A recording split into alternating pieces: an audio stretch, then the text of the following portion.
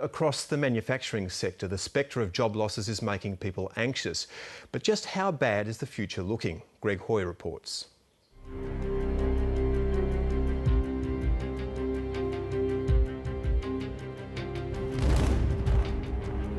The jobs carnage continues.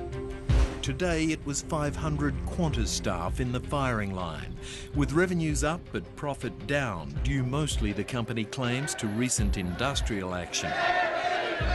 And with more job losses to come, Qantas is cutting labour costs, rationalising maintenance operations and air routes in the face, it says, of ongoing economic turbulence. With our dollar likely to stay at sustained high value for the foreseeable future, Australia has become a very high-cost economy in which to do business. Many companies, including our own, are grappling with this factor. These factors will not go away and are likely to magnify. The workers of Australia are increasingly finding their jobs in jeopardy. There is paralysis from the government in Canberra. For those Qantas workers and for their families, this will be tough news indeed. Though the unemployment rate fell slightly today, mounting job losses and the relentless rise of the dollar, widely predicted to continue, is fueling anxiety over job security across the economy, and nowhere more than in the manufacturing sector, which has now shed 127,000 jobs, according to the Bureau of Statistics, since the start of the global financial crisis. Generally, people have a fear of the future, are worried about their future jobs, not spending as a result. That means in terms of demand, you're going to see less demand and more rebalancing in terms of the economic activity and jobs. Some of the major multinational manufacturers, of course, have been claiming that the rising dollar is jeopardising their very future in Australia.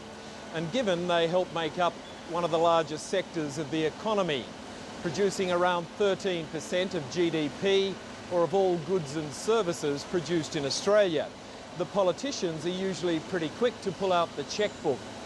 But are they really helping, or simply compounding the problem and delaying the inevitable? Given the high Australian dollar, we're seeing significant pressure on Australian governments to increase those subsidies. So we've seen it in the car industry, we've seen it in the steel industry, we're now seeing it in the aluminium industry. The smart thing to do as governments would be to say, if you can't make money as a business without government support, then there is no reason for government to step in. Of course, there is going to be some labour shedding in some of the lower value areas of our economy, as there has been historically in other areas. But we shouldn't panic and say it's all or nothing. You know, we want some capacity.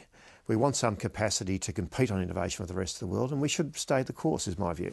The last person we want them to be talking to about their business are politicians. We want them to focus on those things which really make great companies great. It's about the customer. The Financial Services Council today joined such critics of ongoing assistance to the likes of the car industry, which riles former Victorian Premier Steve BRACKS, who led a review of automotive industry assistance for the federal government and who serves as trade ambassador for the car industry.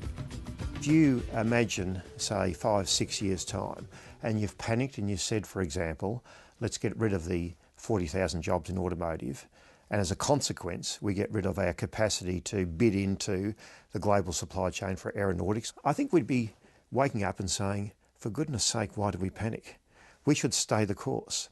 There's a transformation happening, and we should be a part of that into higher value, higher content in terms of innovation and engineering and design skills in our automotive, in other areas of our economy and manufacturing. So is the outlook for the Australian manufacturing industry all doom and gloom? We shouldn't be fearful of losing our manufacturing sector, far from it. There are many great companies here that are exporting to the world. In Australia, we employ 350 staff. Interestingly, our biggest export market currently is in Germany, and we've been exporting to Europe for around 12 years now, and that's grown significantly in the last 5 years. Though also feeling the heat of a high Australian dollar, Peter Sutton's family company, Sutton Tools, founded in 1917 by Peter's great-grandfather, makes high-precision drilling and cutting equipment, 40% of which is sold overseas. And how much have you depended on government assistance? Great government assistance, we have tended not to really rely on government assistance. We've always seen ourselves as I said, a global competitor, and felt that if we weren't able to compete on a global fair-playing market, then it was only a short-term prospect. So we tend to compete on a fair level playing field with the rest of the world. Are you cutting jobs? We're not cutting jobs at this point. We're actually still trying to grow our business, mainly through our export activities in Europe.